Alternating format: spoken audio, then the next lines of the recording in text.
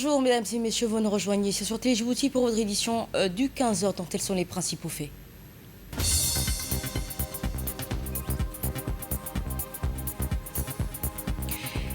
À Mouloud, les premières instructions du président de la République se concrétisent sur le terrain avec le déploiement d'une réponse d'urgence au profit des populations sinistrées à Mouloud. Également, dans l'actualité de cette édition, rapport du PIG 2026 de la Banque africaine de développement, croissance durable, résilience économique et mobilisation de ressources au cœur des priorités financières à l'avenir dans le pays. Et face à la détérioration de la situation en Cisjordanie, l'ONU appelle à des mesures urgentes pour protéger les civils et prévenir de nouvelles escalades de la violence. Bonjour et merci de nous accueillir chez vous au lendemain des violentes intempéries qui ont frappé la localité de Mouloud dans la région de Djikil. Le gouvernement s'est immédiatement mobilisé pour venir en aide aux populations sinistrées conformément aux instructions du président de la République. Son Excellence Ismaël Marguerite en réponse donc à ces hautes instructions, la ministre des Affaires sociales et de Solidarité, le Fassima Abdo, et le ministre du Commerce et du Tourisme, Orbis Elaf Borbis, se sont rendus à Mouloud, accompagnés du préfet de la région de Djikil, Hassan Abdel Roblé, et du sous-préfet, des autorités administratives, des élus locaux, des services techniques compétents. Cette mission de terrain qui visait à évaluer l'ampleur des dégâts, identifier les besoins prioritaires des populations et ainsi coordonner une réponse d'urgence des États, de l'État donc dans des sinistrés dans la localité de Mouloud. Selon donc un premier bilan, 164 habitations et 6 commerces ont été endommagés. Les intempéries ont également fait un mort et 12 blessés actuellement pris en charge dans les hôpitaux de Djikil, d'Ali Sébié et de Djibouti. Les deux ministres ont rencontré ainsi les familles des sinistrés afin de leur transmettre les messages de solidarité du président de la République. Une première distribution d'aide d'urgence composée de produits de première nécessité ont été effectuées au profit des ménages les plus durement touchés. L'accès à l'eau potable a été donc identifié comme priorité immédiate. Ainsi, en réponse à 3 camions citernes mobilisés dans les régions d'Ikil et d'El Sébi, ainsi que les forces armées djiboutiennes ont été déployées afin d'assurer l'approvisionnement en eau pour les populations sinistrées. Cette intervention qui marque ainsi le début d'une réponse gouvernementale à cette catastrophe naturelle.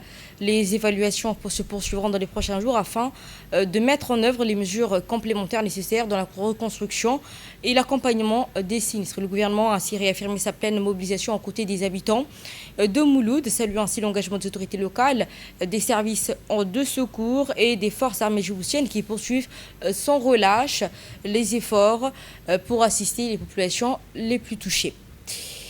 Après plusieurs semaines de fortes pluies et plusieurs régions du sud du pays, si ces précipitations ont été apportées en répit face à la température élevée, elles ont également provoqué d'importants dégâts dans certaines localités, dans notamment Mouloud. Des pluies ont été donc enregistrées à Djibouti-Ville ainsi que dans plusieurs régions de l'intérieur avec intensité particulière remarquée dans la localité de Mouloud, dans la région de Djikil.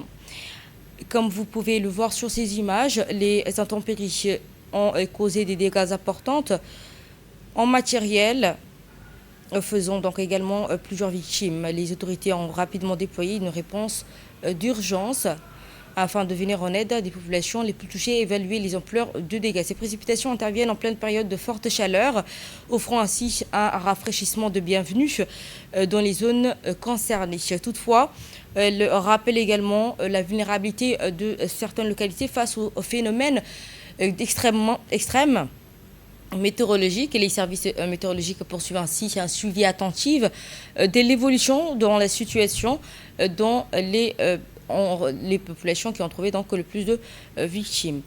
Dans un contexte international marqué également par des incertitudes économiques et recomposition des échanges mondiaux, Djibouti réfléchit aux moyens de consolider son modèle de croissance. C'est avec cette perspective que la Banque africaine de développement, ainsi ce matin, son rapport du pays 2026, un document stratégique qui dessine les grandes orientations pour un développement plus résilient et inclusif dans la salle de conférence du ministère de l'économie et des finances, affichant complet pour cette présentation qui a réuni les principaux acteurs de développement du pays. Autour de la table, figurant ainsi le coordinateur de l'UNICEF, ainsi que le représentant des hauts responsables de l'administration publique et des représentants du secteur privé. Depuis Abidjan, par vidéoconférence, Guy Blaise, économiste et chef de la Banque africaine de développement, a présenté les principales conclusions du rapport, une analyse qui met en perspective les grandes mutations économiques du continent tout en apportant un éclairage spécifique sur les défis ainsi que les opportunités de Djibouti. Cette rencontre qui poursuivait plusieurs objectifs présentant ainsi les conclusions du rapport du pays 2026, analyser les nouveaux défis du financement et du développement dans le contexte mondial de plus en plus fragmenté, renforçant ainsi le dialogue entre les pouvoirs publics, les partenaires techniques et financiers du secteur privé et de la société civile, identifiant ainsi un levier susceptible de mobiliser davantage de croissance publique et privée en faveur d'une croissance durable. Le rapport souligne avant tout de nombreux atouts dont dispose Djibouti, sa position géostratégique exceptionnelle, un carrefour de grandes routes maritimes internationales, ses infrastructures portuaires et logistiques modernes, ainsi que son rôle de plateforme régionale qui constitue des avantages compétitifs majeurs pour le pays.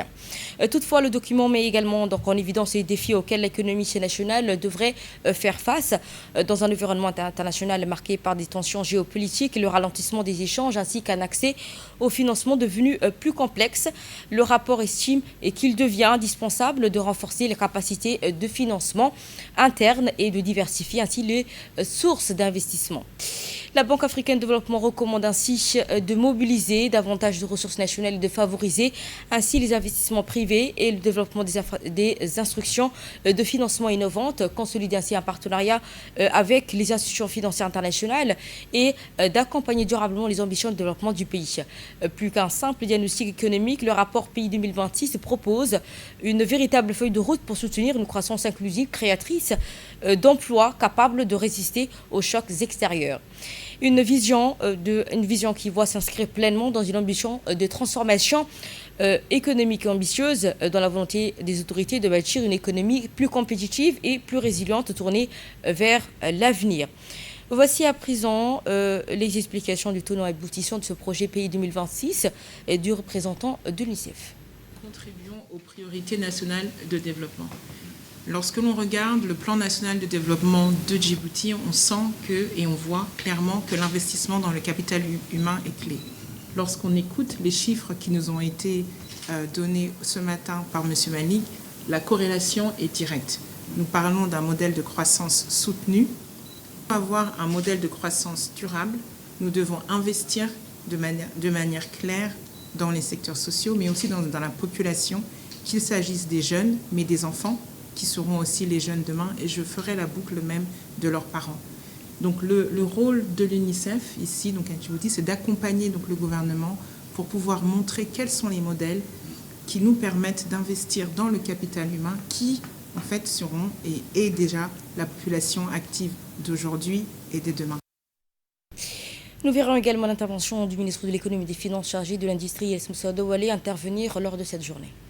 Mesdames et messieurs, le principal message de ce rapport est clair. Pour accélérer notre développement, nous devons mobiliser davantage de ressources et améliorer leur utilisation. Cela passe notamment par le renforcement de la mobilisation des recettes intérieures, une meilleure efficacité des dépenses publiques, le développement des partenariats publics-privés et le recours à des financements innovants, ainsi que le renforcement de la gouvernance économique et financière, ainsi que de la transparence. Ces orientations sont pleinement en phase avec les réformes engagées par le gouvernement de Djibouti dans le cadre de notre plan national de développement Djibouti 2025-2030, appelé communément ADEG, ainsi que la vision de Djibouti 2035 qui vise à construire une économie plus diversifiée, plus compétitive et plus résiliente. Le rapport de la BAD 2026 constitue ainsi un outil précieux d'analyse et d'aide à la décision.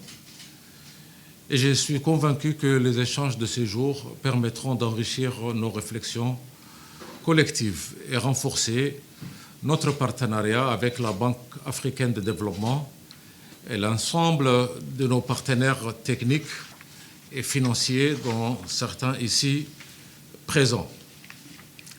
Je voudrais également ajouter quelques suggestions.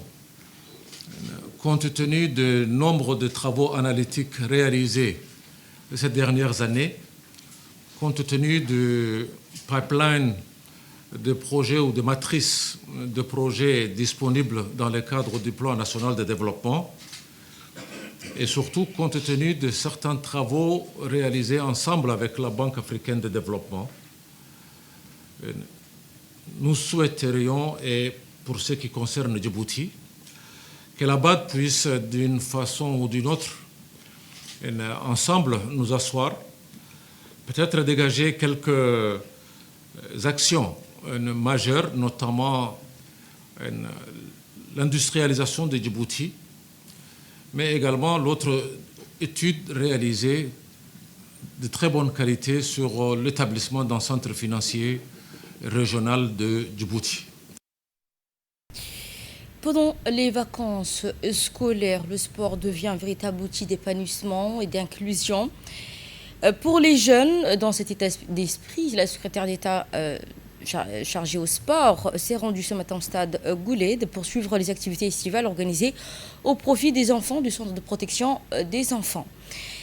La secrétaire d'État chargée au sport, Fatma Ali Abdel, accompagne une délégation de responsables de son département, a effectué une visite au stade Goulet afin de s'enquérir du bon déroulement de ce programme estival. Une trentaine d'enfants, filles et garçons, participant aussi à ces activités sportives créatives, ainsi au programme figurant notamment le football pour tous, ainsi que le taekwondo destiné aux jeunes filles dans un environnement favorisant ainsi l'épanouissement durant les disciplines et l'esprit d'équipe.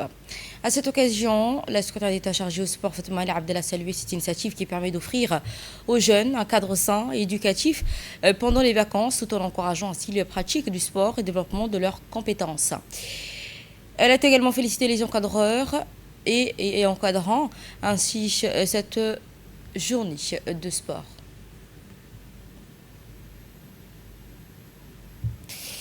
Face à la flambée des prix du carburant, le gouvernement poursuit d'ailleurs des mesures pour protéger le pouvoir d'achat des ménages, soutenir ainsi les professionnels de transport, acteurs essentiels de mobilité quotidienne des citoyens. Grâce à cette solution numérique innovante, l'aide à la compensation du carburant est désormais distribuée de manière simple, rapide et transparente dans un contexte marqué des prix à la hausse des produits de pétrole, pétroliers aggravés par les répercussions de la fermeture des détroits d'Ormuz. L'État reste pleinement mobilisé pour atténuer les effets de cette conjoncture. Une attention particulière a été accordée aux professionnels du transport collectif, taxi, bus, Bajaj et Tata, qui assurent ainsi chaque jour le déplacement de milliers de Djiboutiens. Pour limiter ainsi l'impact de cette hausse, le pouvoir public a mis en place un mécanisme de compensation du carburant afin de garantir une gestion ciblée, sécurisée et transparente. Dimani, la plateforme de paiement mobile des Djibouti Télécom, a déployé une solution entièrement numérique. Désormais, dans plusieurs stations-service de la capitale, les chauffeurs bénéficieraient de régler leur carburant via l'application Dimani et profitent instantanément du tarif subventionné. Et grâce à ce système de code marchand dédié, la plateforme vérifie automatiquement l'éligibilité des bénéficiaires et applique ainsi une compensation exclusivement aux transporteurs officiels enregistrés. Une solution numérique qui permet d'assurer ainsi une distribution équitable et efficace des aides publiques, tout en renforçant ainsi la transparence, la traçabilité et des transactions, ainsi que la bonne gouvernance dans la gestion des fonds de compensation. À travers donc cette initiative, le gouvernement réaffirme sa volonté de soutenir le pouvoir d'achat des citoyens et garantir la continuité des services de transport indispensables à la vie économique et sociale du pays. Nous parlons ensuite du 49e session ordinaire du Conseil exécutif de l'Union africaine qui s'est tient du 28 au 29 juillet 2026 au siège de l'Union africaine à Addis Abeba sous la présidence de l'ambassadeur Edouard Bizimana, ministre des Affaires étrangères, de l'intégration régionale et de la coopération du développement de la République du Burundi et du président exécutif de l'Union africaine, en présence notamment de Mohamed Ali Youssouf, président de la Commission de l'Union africaine. Au cours de cette session, Abdi Mohamed Haibi, ambassadeur de la République Djibouti auprès de la République fédérale démocratique d'Éthiopie, représentant permanent de l'Union africaine, et de CEA a conduit une délégation de notre pays en représentant ainsi Abdelkader Hussein Omar, ministre des Affaires étrangères et de la coopération internationale de la dite session. Ainsi, dans une allocution, Abdi Mohamed Haibi a tenu à féliciter le président du comité et représentant permanent de la qualité de son rapport des sessions du Conseil exécutif étant principalement consacré à l'adoption du budget de l'organisation de l'année 2027. Il lui a également adressé ses félicitations au président.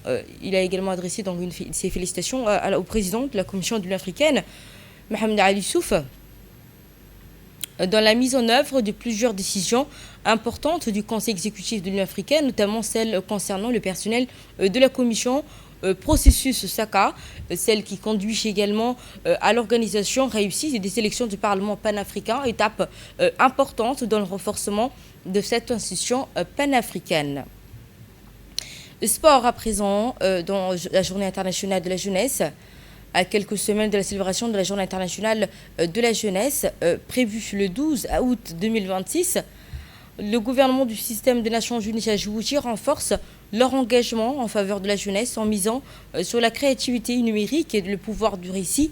Il lance également une initiative innovante destinée à faire des jeunes les porte-voix du développement durable. Dans ce cadre, le système des Nations Unies à Djibouti, en partenariat avec le ministère de la Jeunesse et de la Culture, le réseau Influenceurs Djibouti, a procédé dans la journée de mardi 28 juillet au lancement de l'initiative placée sous le thème Voix des jeunes pour le développement durable du pays. Organisé au Djibouti Palace Campesky, cet atelier immersif marque ainsi une nouvelle étape dans la mobilisation de la jeunesse autour des objectifs de développement durable. Cette cérémonie d'ouverture qui a été présidée par Madame Ramatou Touré, représentante de l'UNICEF et représentant du groupe de communication des Nations Unies, aux côtés Omar Gueidi, conseiller technique chargé de la jeunesse. Dans la allocution, les deux responsables ont donc rappelé le rôle déterminant des jeunes dans la réalisation des objectifs durables du développement durable, tout en réaffirmant ainsi leur volonté de promouvoir une participation active des jeunes à la vie publique et développement du pays. Pour ma part, moi, je représente l'association Wellness Initiative in Djibouti. Et en fait, notre ODD se base sur la bonne santé et le bien-être. C'est Gassira Mohamed Youssouf, je suis thérapeute. Aujourd'hui, je représente le RID, le réseau des influenceurs de Djibouti. Et à travers mon travail, je suis aussi dans les réseaux sociaux, ce qui me permet aujourd'hui d'être là avec les jeunes de Djibouti pour leur parler des ODD. Comme vous voyez ici, ça c'est le mien, c'est l'ODD 3, bonne santé et bien-être. Et je suis aussi la fondatrice de Djibouti Wellness Initiative. Nous écouterons à présent la réaction de la représentante du MUSLEF, Ramatou Touré, pour son intervention. Vous voyez, je suis très heureuse, au nom du groupe de communication des Nations Unies à Djibouti, de vous accueillir à l'occasion de cet atelier organisé en préparation de la Journée internationale de la jeunesse qui sera célébrée le 12 août prochain. Je tiens tout d'abord à remercier chaleureusement Monsieur Guedi, ici présent, et à travers vous, Son Excellence Madame la ministre de la Jeunesse et de la Culture, ainsi que tout le ministère, pour leur soutien constant à la mobilisation et à la participation de la jeunesse djiboutienne. Mes remerciements sincères vont également au réseau des jeunes influenceurs de Djibouti, ainsi qu'à chacune et chacun d'entre vous. Votre engagement, aujourd'hui, est la raison d'être de cette rencontre. Chères participantes, chers participants, aujourd'hui, vous êtes les ambassadrices et les ambassadeurs de la jeunesse djiboutienne. Les histoires que vous choisissez de raconter façonnent le regard que les autres portent sur votre génération. Elles peuvent informer, elles peuvent inspirer, mais aussi rapprocher les communautés et donner envie d'agir. Par vos regards, par vos images, par vos mots, par vos histoires, vous faites entendre la voix de la jeunesse djiboutienne. Vous savez transformer les réalités de votre génération en messages clairs, créatifs et porteurs de sens. Ceci pour vos pairs comme pour l'ensemble de la société. C'est une conviction qui me tient particulièrement à cœur. Faire entendre la voix de la jeunesse djiboutienne par la jeunesse djiboutienne. Voici à présent le discours du Conseil technique auprès de la jeunesse et de la culture, M. Marguedi, pour ses appréciations. Je suis très content de participer avec vous aujourd'hui dans cet atelier de formation. Et je suis très content également aussi du fait qu'on parle des ODD. À l'époque, on n'appelait pas ça ODD, on les appelait les OMD, 2000-2015. Et c'est en 2015 que l'appellation a été changée en ODD. Et moi, personnellement, je faisais partie de ceux qui ont adopté à New York, à l'Assemblée mondiale, la nouvelle appellation. J'ai une chance aussi d'être là et de parler aujourd'hui des ODD. C'est vrai que c'est tout un parcours. On n'a pas encore atteint l'objectif final, c'est 2030. Donc maintenant, il faut que la jeunesse participe pour que les ODD puissent être une réalité sur le terrain. Et nous avons besoin de votre formation et de vos connaissances et de votre énergie aussi pour que vous puissiez expliquer, soutenir, faire en sorte que les ODD puissent être une réalité sur le terrain. Donc, à travers cet atelier, vous allez apprendre beaucoup de choses, comment rédiger tout ça, et vos histoires sont sur les 17 ODD. Je pense qu'elles seront très intéressantes et elles nous permettront de mieux comprendre et de mieux situer les choses. Donc, je vous souhaite un bon atelier. Je voudrais remercier aussi, dans ce cadre-là, les Nations Unies qui ont organisé cette activité, cet atelier, en partenariat avec notre ministère. Nous passons à présent dans l'actualité régionale et internationale. Le Côte d'Ivoire s'impose comme un pôle émergent du FinTech en Afrique de l'Ouest. Les services financiers numériques poursuivent leur essor en Afrique de l'Ouest, favorisant ainsi l'inclusion financière et la transformation des moyens de paiement portés par la génération des smartphones, l'amélioration des connectivités et le développement du paiement mobile. La FinTech connaît également une croissance soutenue dans la région. Le Côte d'Ivoire s'affirmant étant comme l'un des principaux écosystèmes du FinTech d'Afrique de l'Ouest, pays qui attire de plus en plus de start-up et d'investisseurs grâce à un environnement entrepreneurial dynamique et une demande croissante dans les services financiers accessibles. Les jeunes entreprises y développent des solutions innovantes et de paiement, d'épargne, de crédit, de financement au bénéfice des particuliers et comme les PME, renforçant ainsi la transition vers une économie davantage plus numérisée. Nous parlerons de la CAN féminine qui franchit également un cap vers un format élargi à 16 équipes prévues au Maroc du 26 juillet au 16 août 2026. La Coupe d'Afrique des Nations féminine s'annonce comme l'édition la plus ambitieuse de son histoire. Pour la première fois, 16 sélections participeront à la phase finale, une nouvelle formule de mise en place par la Fédération africaine de football, qui vise à renforcer le développement du football féminin sur le continent.